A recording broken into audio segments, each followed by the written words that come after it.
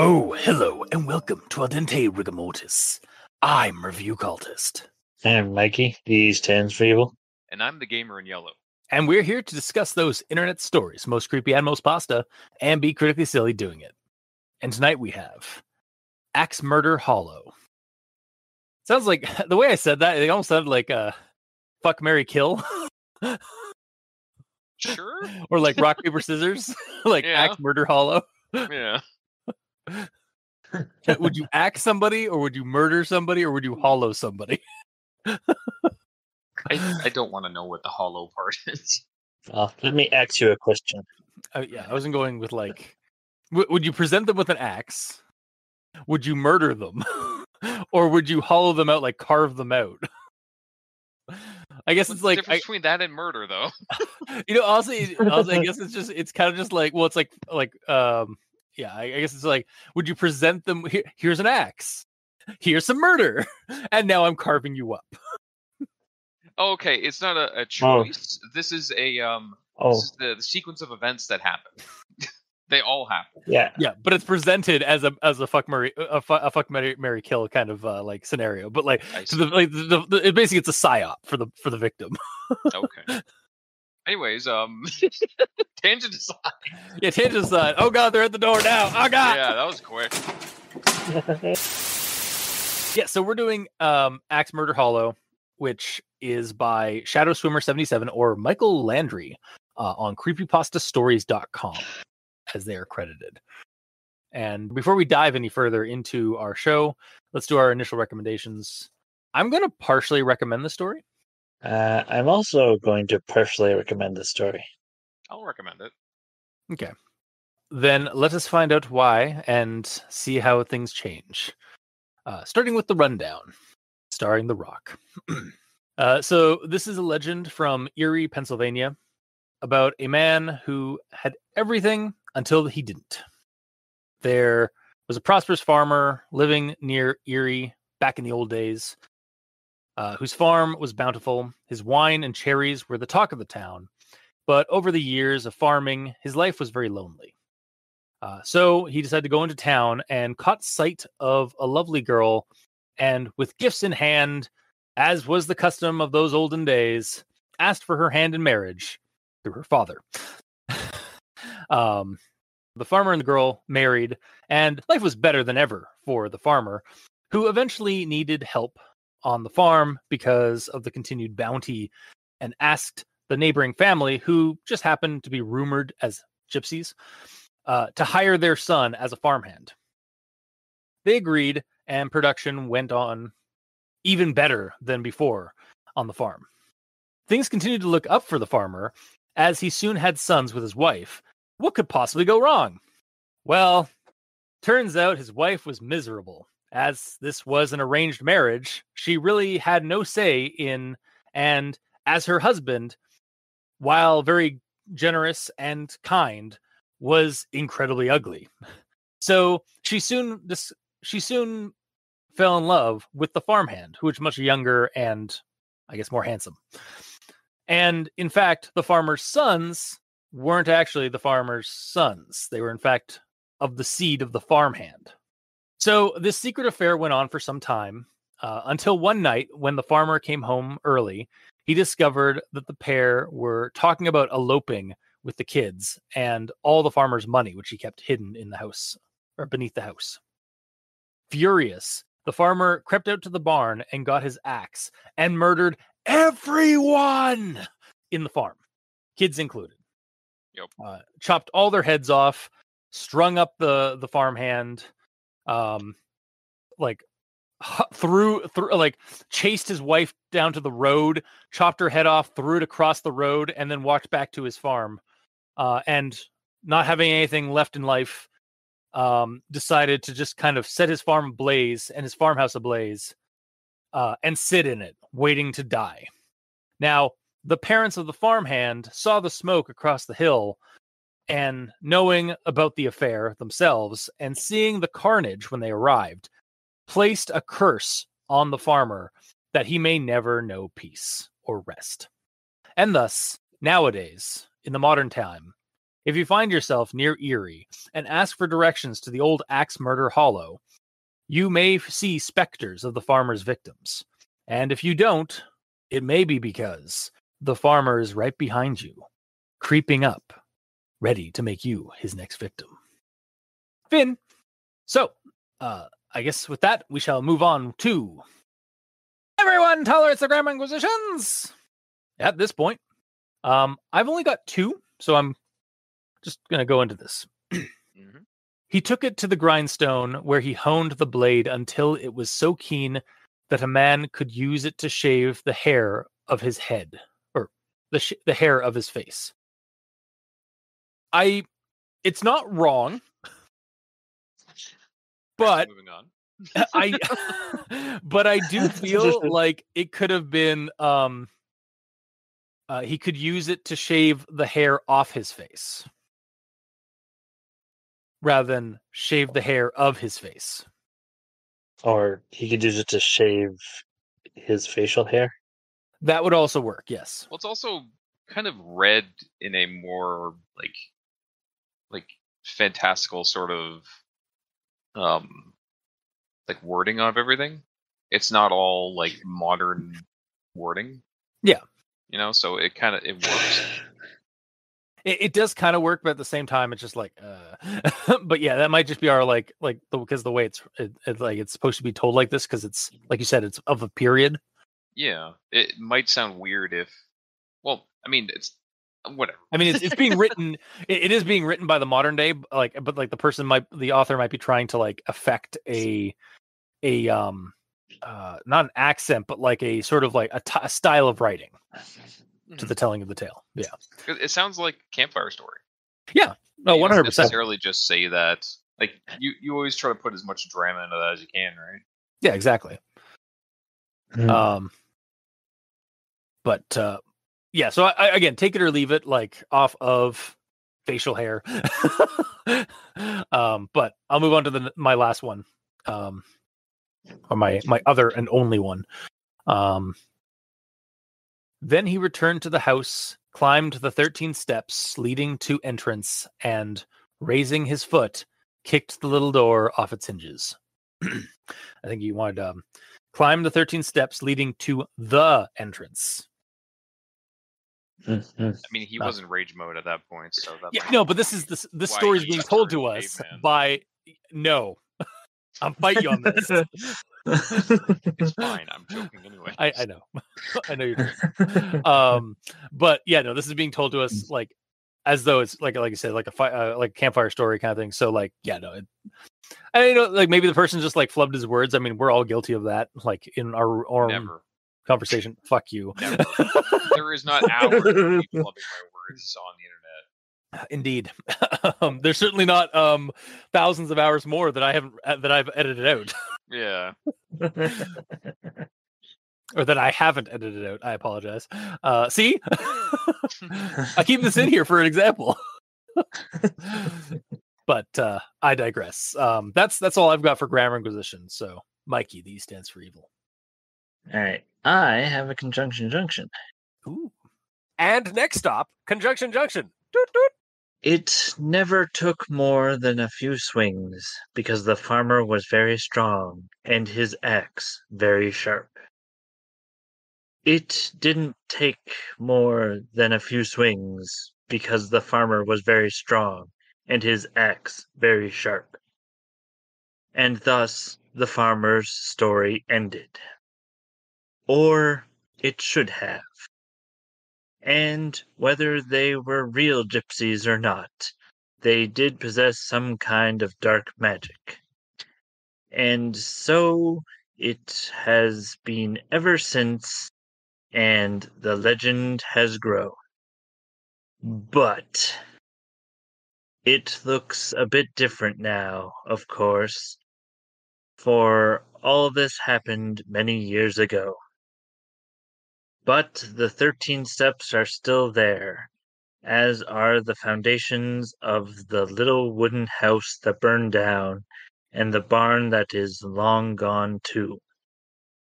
And if the night is moonless, as you walk down the road, you may notice something odd, that crickets only seem to chirp on the side of the forest away from the hollow. And if you don't, well, Finn. Well, what? Well, what? Also, I thought you were having a stroke earlier. It was just like when you repeated the same word, but I was like, "Oh right, yeah, I did repeat that word." Which in the story itself, that is a really like, because it makes sense that it doubles up on that, because it's like trying to like hone in exactly like he uses like he hones his like he's really strong and his axe is really sharp, like good, like it's like that meme where it's like Mr. Incredible like nice and stuff like that. It's like, oh yeah, he's like sharp. And then the next one is like the meme where it's like all black and white and distorted of Mr. Incredible's face, and it's just like, and it's the exact same wording, it's just a different context. Yeah. Yeah, but I thought honestly, like I thought it was gonna be like really short, because there's like you did the two, and then it was like, and then that's where the farmer's story ended. Yeah, it's like, what? What even happened though? Something involving a gypsy curse. Yeah, yeah. I mean, it didn't say that the farmer wasn't the gypsy himself. Yeah, it's true. There's no context. That sort of thing happens when Mikey strings these sentences together, grabbing sentences in the story that start with words that they probably shouldn't, like its, ands, or buts, because there's always better words to use. Indeed. And I suppose we'll move on to the grammar in yellow with the gamer in yellow. No? We'll move on to notes because I don't have any. Okay. I suppose we'll move on to actual thoughts. So I'm going to start with this thing here. There was once a farmer who lived outside the city of Erie, Pennsylvania. Oh, hey! I even know where that place is. I didn't have to Google Maps it.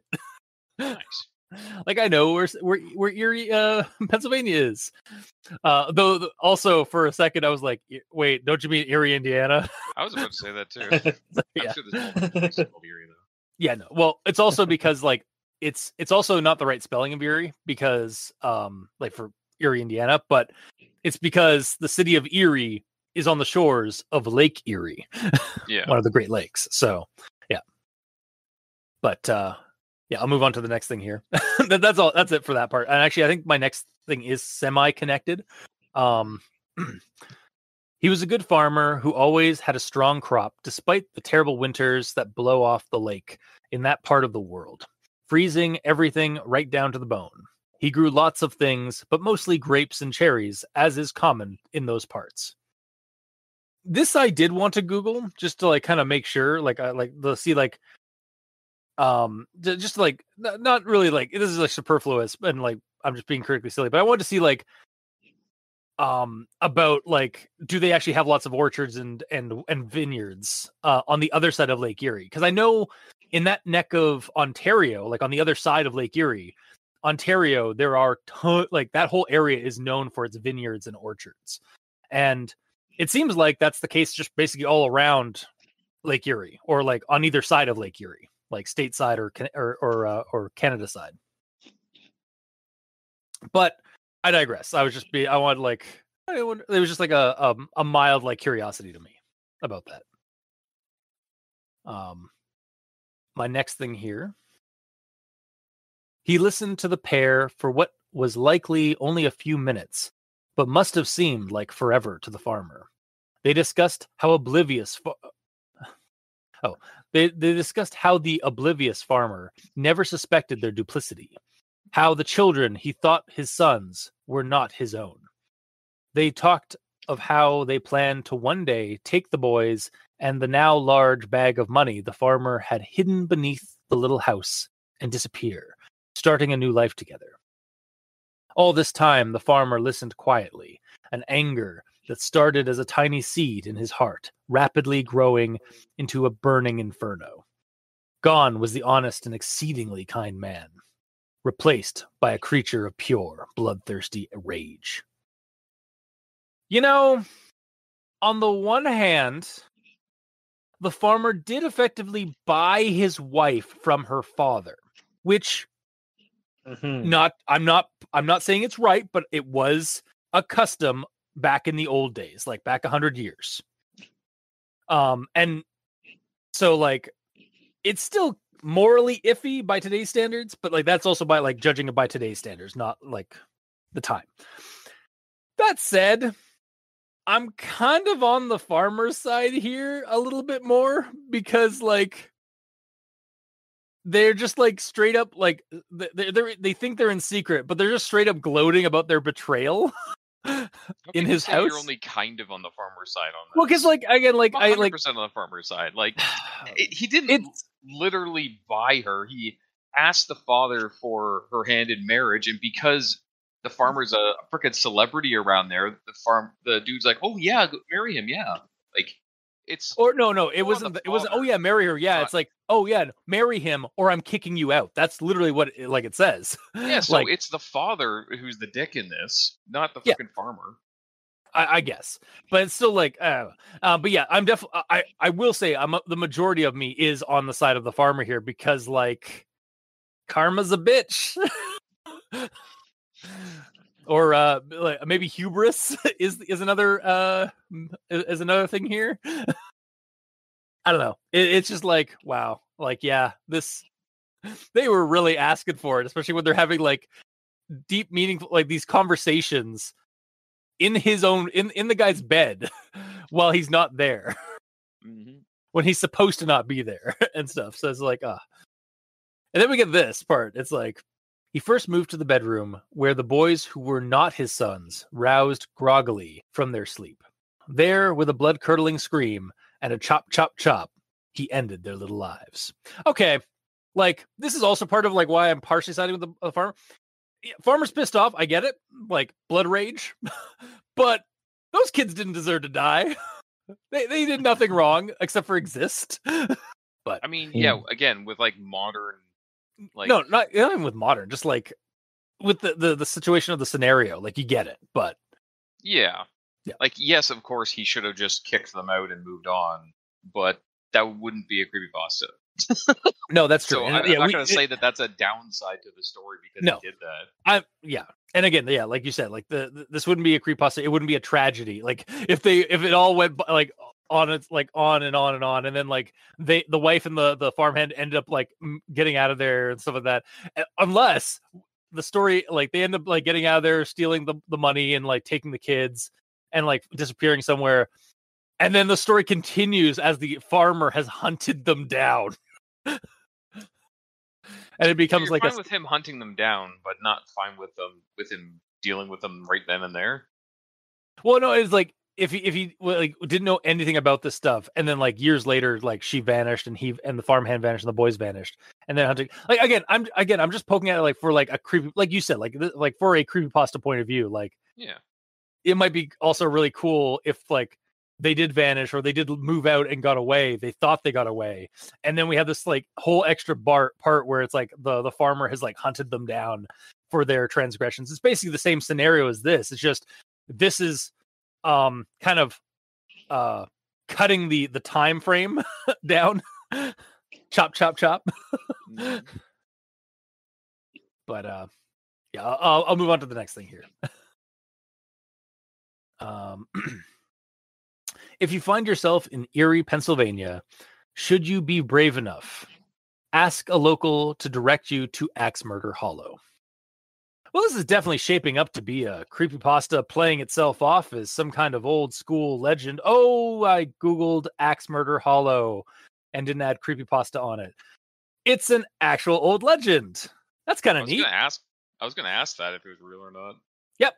So I did a little bit more digging, and I discovered that, yes, Shadow Swimmer 77 was inspired to do this retelling of the legend because it was from a place they once lived. Or lived near, and they really liked that house. Yeah. And they really liked the legend, and they decided to like kind of flourish it up with their own retelling of it, which is really cool. And yeah, you can check out if you want to look more about the actual legend of Axe Murder Hollow. There are countless articles on the legend if you simply just Google Axe Murder Hollow, Erie, PA, or like Pennsylvania. Honestly, I kind of I can definitely get behind this, like wanting to share a spooky story online based off of a local legend from an area you live in. Like, there's a ton of stories I've heard about here that I draw where I live, that I've drawn inspiration for, like horror scenarios, or like even for like little like horror stories or spooky stories. So Or throwing them into tabletop games and stuff. yeah, that's what I mean. Like for like horror scenarios and such. Yeah. Digging even deeper into the region itself, a sadder thing about this, aside from the unfortunate demonization of the Romani people in the actual legend, so often done back in the day and even sometimes nowadays, like, and that's something I kind of like that the story, that this creepypasta actually does kind of address in a way, like saying that the legend says they were gypsies, but because it was from an older ignorant time, that may not have been the case. And just by the way, like gypsy is not an okay word to say. It is a derogatory term. It is a derogatory word toward the Roma or the Romani people. Okay. So, and unfortunately, I was confusing it with nomad. Yeah, like no, that kind of lifestyle. Yeah, no, it's really just a derogatory term to the Roma. And unfortunately, they also have been used a lot in horror genre distastefully, like again, like Gypsy Curse and like that kind of stuff. Like, like you see it in Dracula, you see it in like a lot of the Hammer horror stuff, like, or like the werewolf, like the Wolfman. Like there's a lot of that kind of stuff in there, and it's like unfortunate. But like it was really just because like back in the day they had an idea for the other. But I digress. I like the story does a good job of at least like addressing that part of the legend and saying that they might have been, because like that's what people back then called them, but they may not have been. But back to my original point here.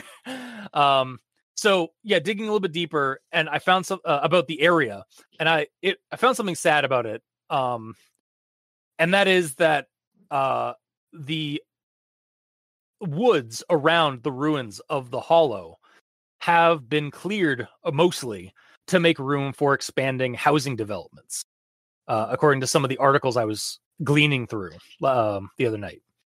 But I mean, that's just how modernization works and how like the endless sprawls of suburbs happens. So so I think probably not there anymore. Or it does. It's still out there in the woods, but like basically it's basically surrounded by suburbs now. Yeah. Okay. Yeah. And I mean, I can't say much about that. You, Gamer, and I both live in one of those, in a similar subdivision that's like out in the middle of the woods. So, but I will say the idea of suburbia pushing into a haunted space could give way to a really good or a really cool horror scenario in the vein of like Kids on Bikes style horror, where like local kids accidentally unleash an old legend in their new neighborhood. I could easily see using the story itself as a handout, or even as like a seed for a slasher game or a horror scenario, regardless of if the players are kids or adults, investigating a series of murders along this forested road and area. So, the story is like a classic kind of like classic fodder for like a slasher flick kind of scenario. And then speaking of that, actually, in my next notes here, if you manage to last this long, you may even spy her lifeless head as it is tossed across the road. And if you don't, well, perhaps the farmer and his bloody axe are simply creeping up behind you on silent feet. On silent feet, looking to add another head to his collection. So when I was reading this story and I got to this part, as I was finishing up, I did have this like nervous urge to look behind me. Like, and I was safely in a house, like all the doors were locked, and like, but like the room behind me was dark, so I was like, dude, ghosts don't care if if you're in a house behind locked doors, they'll get you regardless. That's true. So kudos on this story for giving me that feeling, because that's what you want out of this kind of story. Because this is just straight up a spooky campfire story you'd hear at a bonfire, and I'm for it. Like, I love it.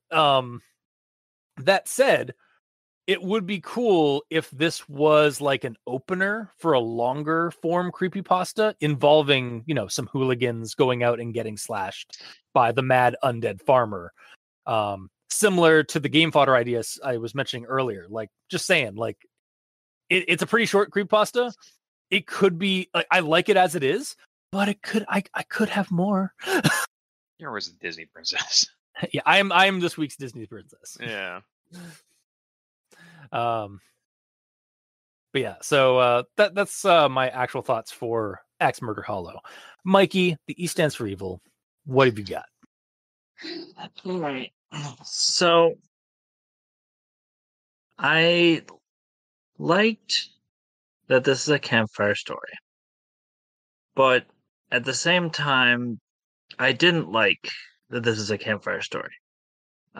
Because campfire stories usually end like this one does. Like, basically, giving you some sort of thing like, oh, it's right behind you type thing. And in this one, it gives very specific that it has to be a moonless night, and if it is dark enough and the hour is just right, then you might see the ghost of the wife or their head. And then for me, the ending where it says about adding to his collection, to me that doesn't work, because he killed his family in rage, but he has no reason to go after you. Yeah. Because you're not his family. Unless it's part of the curse that was put on him. But his curse, his curse is that he can never fully go to rest. Like, he can never basically reach the afterlife. Yeah. Like, he's just stuck in limbo, so basically. This actually just, like, you just bring that up kind of prompted an idea for me for this. So if we were to extend this story, have there be like murders and stuff like that happening around this Axe Murder Hollow, like in the modern day, and people are investigating it, and then they find out that the ghost, like the farmer itself, is not the murderer. It's just some deranged, like, and I do in quotes, copycat-ish killer, or like a fan who's like deranged and of like this legend, and has decided to kind of like make it more like basically demonize the farmer and his legend a bit more by like going out there and hacking people up. Like, kind of have a bit, I guess it'd be a bit of a Scooby-Doo-ish kind of thing, but but like a lot more violent. So because it's a little bit between Scream and Scooby-Doo.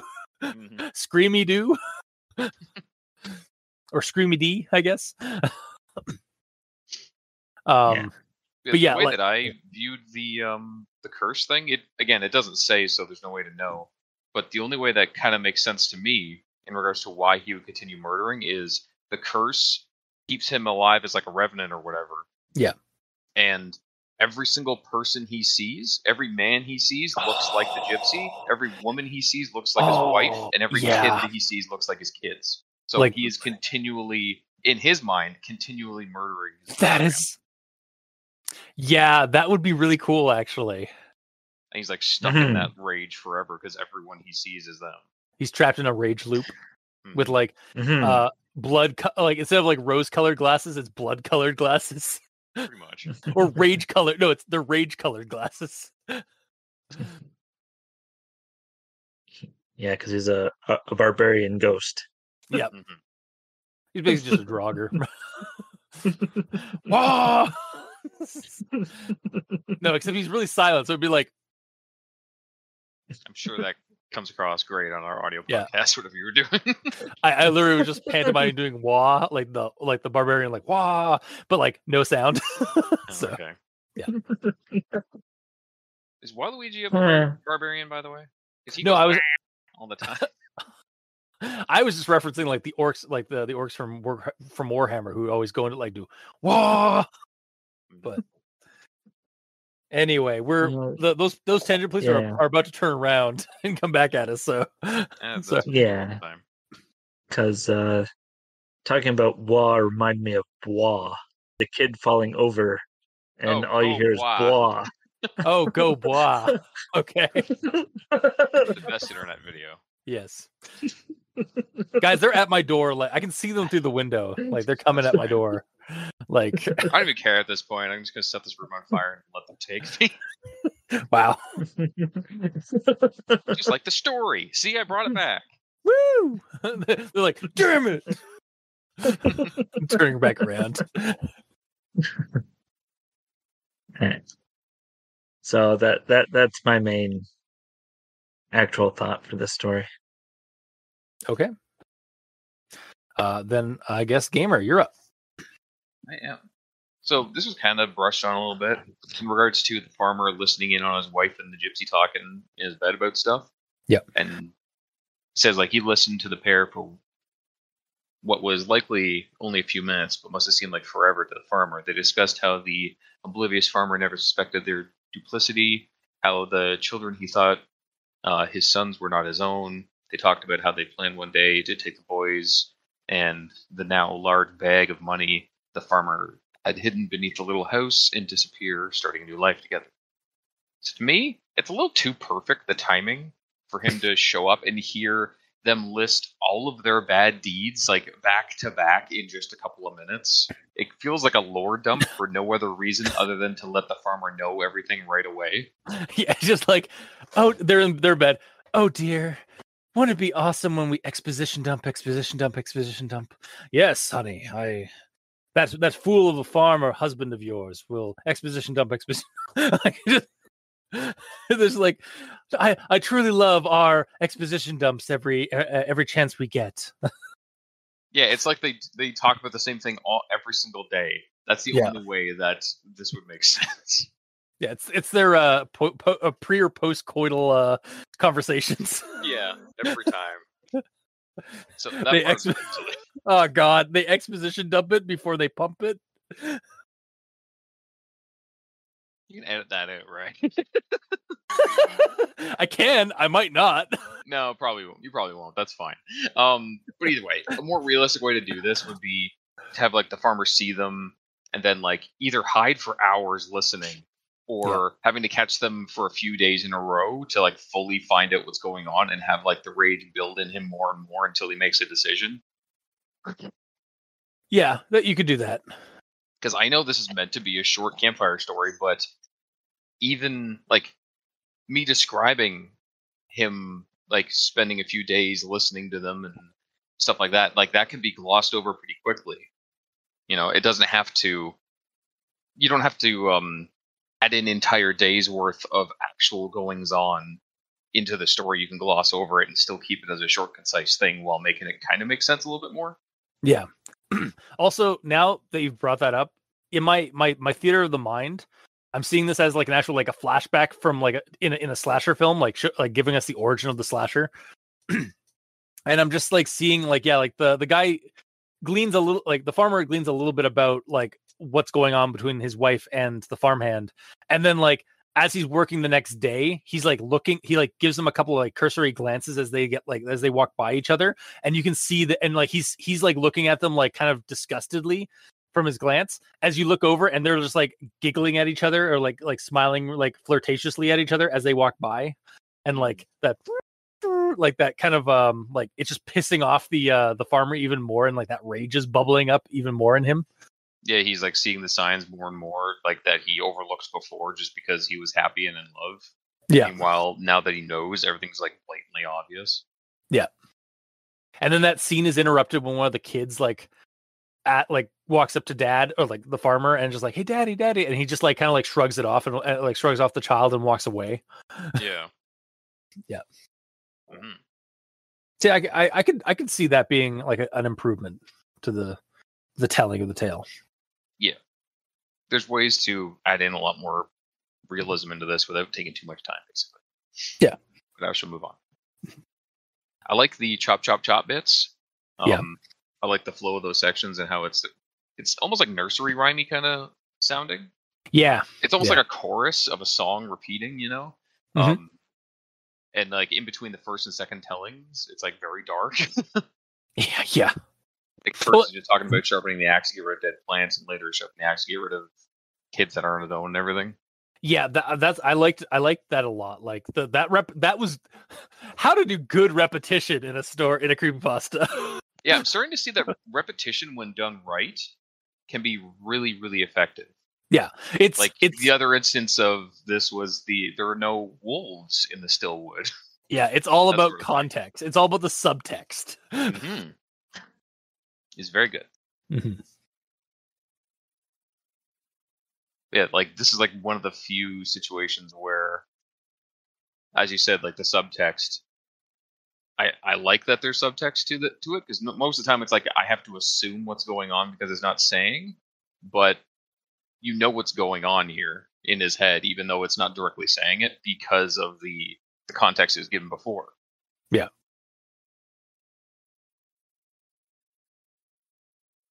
And my next note is just, I feel so bad for the farmer. Like, he's such a good guy. Yeah. He's just like, and he rightfully just snapped. Not that it's okay that he did it, but I get it, you know? Yeah, like it's he's like one of those villains where it's like, yeah, you're doing bad, but I get it, you know? Yeah, it's like, you get it. Like, it's a shitty deal he's been dealt here. Like, at the same, again, like, he seemed like his heart was in the right place for like most, like everything he did. And then even if like some things are like morally dubious by today's standards, like it's still not like the worst. And like, you get it. But yeah, then he actually loved her for many years. Yeah. And she's been lying to him for many years. Like, it's so bad. Yeah, and then it's just like, oh, yeah, the exposition dump on his bed, and like him like hearing that, and it's just like you can see it's like you feel bad for him, as at the same time you're just like, I know it's coming. Yeah. I read. And for once, it's not the farmhand. No, sorry. Wow. I mean, yeah. Apparently, I'm really lewd today. Yeah, a little. Today. Anyways, yeah. My last note is just in regards to the ending. Actually, I talked about this. Basically, how the ending, it's told like a campfire story, but like, would the farmer have any real reason to kill random people? But I brought that up, theorizing that it's a curse, that he sees everyone as I think I like that. Like, I like the Scooby-Doo idea of like it's somebody like out there like killing and like using the legend as a way of like basically just like their deranged like reasoning for doing these kills. Honestly, but I've like, I think we've read like Jeff the Killer stories. Where no, that's right. I mean, it's like done. I know, but it's still like it's something I like that idea sometimes in like slasher flicks and such, especially when they do sequels. Like, it turns out it's not actually the original killer; it's actually like somebody who's just like, it's basically a lot of the stuff from Scream tends to do that, or like Saw. I think that's actually like some of the premise for the original, for like the Saw sequels and such. But regardless, I like your idea better because, or like the supernatural angle better, because it's like it's part of it actually gives more flesh to the curse. Yeah. I just wish it said it. Yeah. Because it's obviously my headcanon, so the odds that we were both on the same page, even though it wasn't said, are slim to nil. Yeah, but it's something that would definitely have to be explored outside of the story that's presented here. Like, you'd have to like have like an extension to the story where like it's in the modern day, and like some kids find out about find out something extra about the legend that isn't like commonplace. I mean, it could be said in the story, in the legend, that instead of just saying that a curse was put on him so he'll never rest or whatever, say a curse will be put on him so like every time he sees a living person, all he will see is his family. I guess, yeah. Maybe it's just that's part of my like my Disney princess angle here. Like, it's like me wanting more. So like, by adding adding the modern element to the tale. But yeah. The other way to think about it too, though, is like, why would the gypsies want him to view every single other living person as his family for the purpose of re-murdering them? Maybe it was a curse gone. Maybe like they were going with a curse that would like make him see what he did, but then it backfired on them as well, where it's just like it just fueled him with more rage. Yeah. Like it was supposed to torment him emotionally and like make him like, because they thought he was like a weaker man, but then turned out he's actually just like he's a much stronger man, unfortunately, when it comes to his anger and his vengeance. Oh, so like he is stuck in this plane of existence as a ghost. Yeah. And they wanted to make it so everyone he sees is his family to torment him. Yeah. But they weren't aware that he could still interact with people in the material world. that would work. Yeah, because he effectively has that's what kind of how I took it. Like he was waiting to die in that fire, and he may have died in that fire, but because the curse was put on him, he doesn't actually die. He's just now a charred like Jason Voorhees, or like basically like a slasher villain, like kind of a revenant slasher villain sort of character. Yeah, for sure. For kind of cursed to stalk the land, or stalk his hollow. And whenever he sees somebody, he sees either his wife, the backstabbing farmhand, or his not children. Mm-hmm. He's basically caught. It's effectively a grudge curse. Like it's a curse that like he's got unfinished. It's a curse that's forcing to put unfinished business on him. Like it's filling him with rage, and like he has to finish what he started when he started that rage, and it's a curse that never lets him conclude that, or have like have satisfying conclusion to that. Mm-hmm. Yeah, that's basically the end of my notes. All right. So I suppose we'll move on to final thoughts. Man, this is gonna be a short episode. Shit. Yeah. It tends to happen when we don't complain a lot about the story, because it takes a lot of time to complain. It is also a pretty short story. I think it clocks in at like 4 pages, maybe. Yeah. So all I gotta say about this story is like, honestly, my recommendation might change. Honestly, like it's a cool little campfire story. Nothing really different done, like based off of other like tropes and creepypasta and like slasher film campfire ghost story kind of things that like I see here. But I still felt like a comfy, creepy read.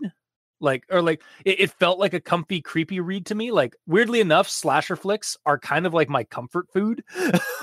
Like in terms of like consuming media. So like, and it like, especially around the summertime. And like, this is basically the origin of one. Like, this is the origin of a slasher villain. That we're kind of seeing here. And like the fact that it is it's based off of a true or of a real legend. Whether or not the legend itself is true, I think it stems from from a real guy, but like there's a lot of things that the legend has added on over the years and such. But yeah, again, you can check all that stuff out if you just Google Axe Murder Hollow and not adding creepypasta to it, because you'll find that stuff.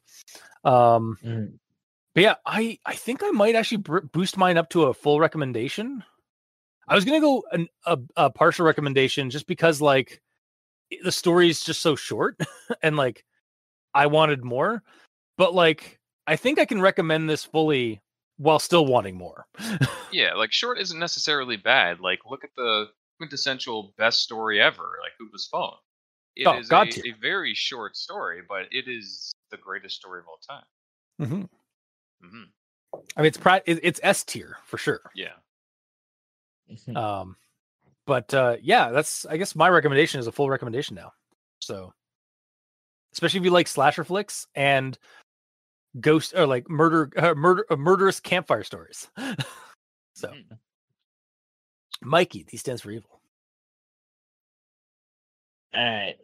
So, I stated before, I like campfire stories, but I also dislike campfire stories.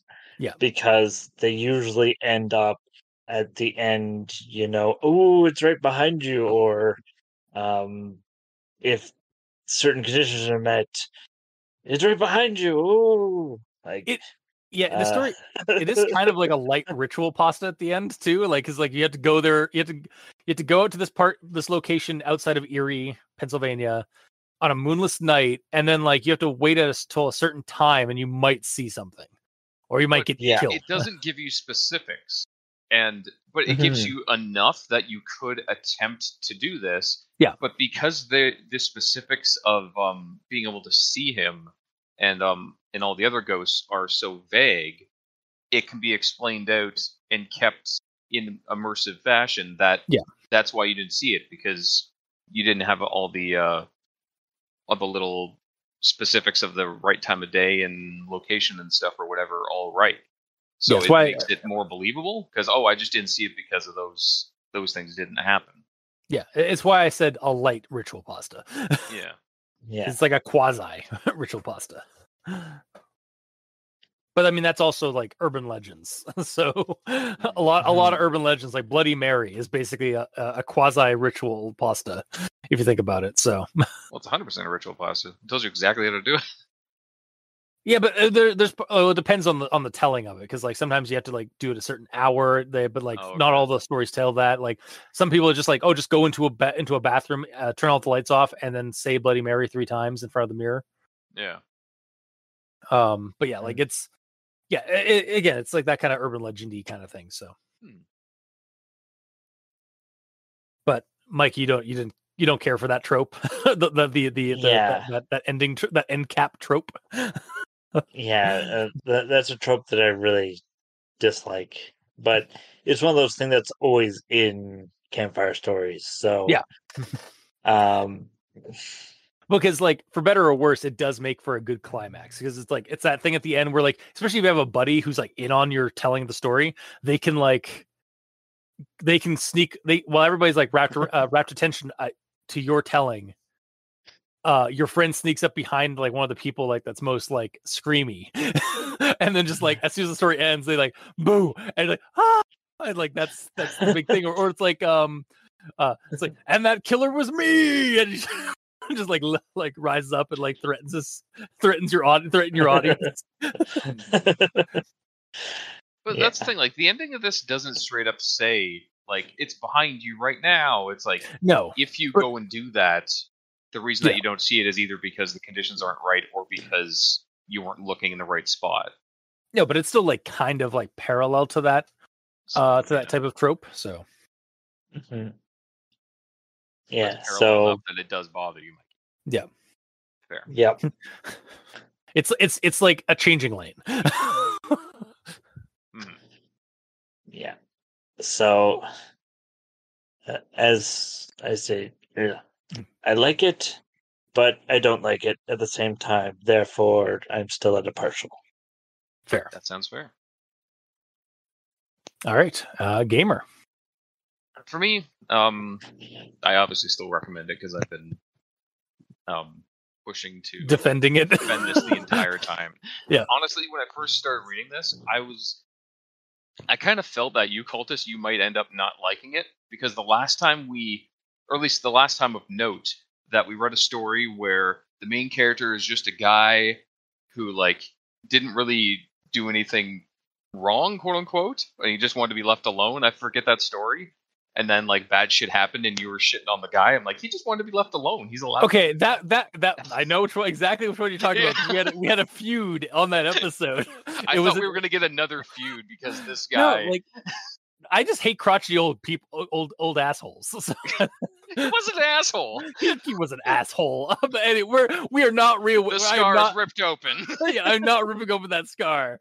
But that was an Icker. If whoever's listening to this, if you want to listen to that is an Icker Falls story, and see me and Gamer like just get really angry at each other over our opinion of the delivery guy, whether or not he was the evil shithead or like just a regular, like just a normal like happy guy.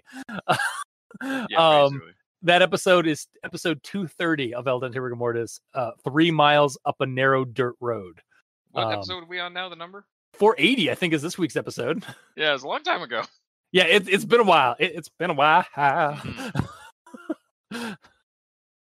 shall put a Band-Aid back on that. Let that heal back up. Let's just put that Band-Aid back on. Yeah. put a That wound happy will never sticker there. heal. It's just Yeah. it's always festering and bleeding under there. Well, if memory serves, after we had a bit of a quarrel, like that one and then the next one, because like we were just angry, like we just like did not agree, and then like the last one, I think we actually like made up. Maybe, but did we? Because I mean, we seem to still be talking about it. Yeah, you're the one who brought it up. I know I did, but it's fine. We'll agree to disagree. I think that's how we fix. Yeah, that's how we fix things. Just agree to disagree. Regardless, back to the story. Yes. I liked that it was short. I did not need more, because if it was too long, you couldn't actually tell this as a campfire story. With the length that this is at, you could sit down and remember this story and tell people in real life this story. Yeah. Like I said earlier, like I could just print off this story and hand it to you guys as a handout for a like Call of Cthulhu game, or another like horror session, or like horror system game where you guys are investigating this legend. Mm-hmm. Yep. I like the nursery rhymey bits about sharpening, chopping and waiting and all that. Yeah. And how there's like almost like a yin yang kind of thing to it from the first half and the second half of how it's good and bad. Mm-hmm. Good and evil, rather. Yep. I hate how everyone wronged him so much, but that just makes me feel more for the farmer. No, he didn't necessarily have to kill all of his family because of it, but you get it. I do wish there was a little bit more clarification on the curse, and I do wish that there was no lore dump for the farmer to get immediately mad at. But it is also it's a campfire story it's like a tale that happened ages ago. So it's entirely possible that he didn't hear everything immediately, and it was over a longer period, and he had to think about what he was going to do and if he was actually going to do it. But because it's so far removed, that all gets truncated down into he heard everything and then killed. Yeah, it's basically like we're as is the nature of a campfire story. It is an unreliable narrator in that it is a narrator that is telling their version of the story, of the legend. For sure. So, yeah. And all that being said, I still like the story. I still recommend it. Even though a couple of little things that sort of bugged me, they did not bug me enough to lower my recommendation. Yep. All right.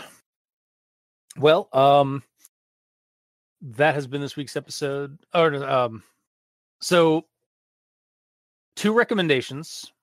You actually brought mine up from a partial, and 1 partial recommendation. Mm. So we all seem to like it. It's just one of us liked it and also didn't like it.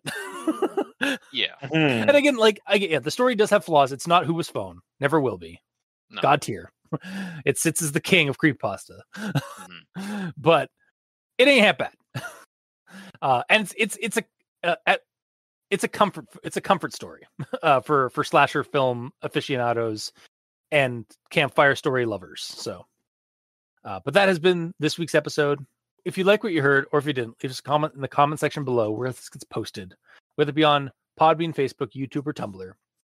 We're all on Twitter. Mikey is at the E stands for evil. The Gamer in Yellow is at the Gamer in Yellow, but without that W at the end because his name is very long. Yeah. And I'm at Review Cultist. You can also send us emails at aldenterigamortis@gmail.com. That's ALDENTERIGAMORTIS@gmail.com. Where you can also leave us suggestions for other creepypastas, SCPs, spooky things. You creep it, we'll peep it. Yeah! And if you'd like to help support our show financially, you can go to Patreon and select the backer tier you'd like to support us at. We have $2 and $5 tiers with special episodes, early access, extra content.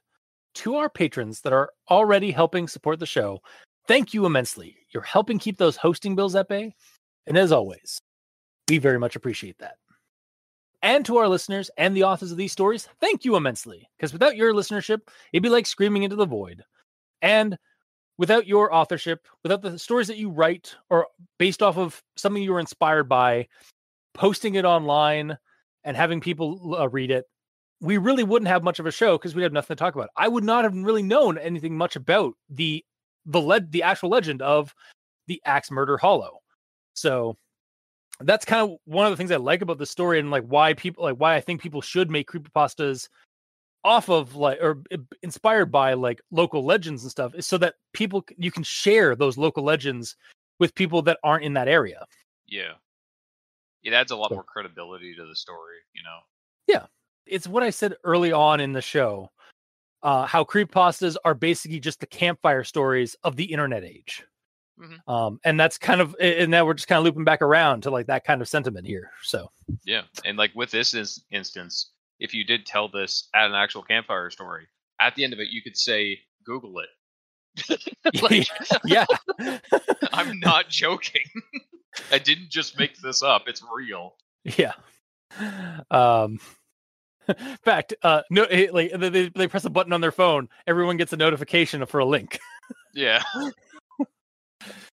But so yeah, thank you.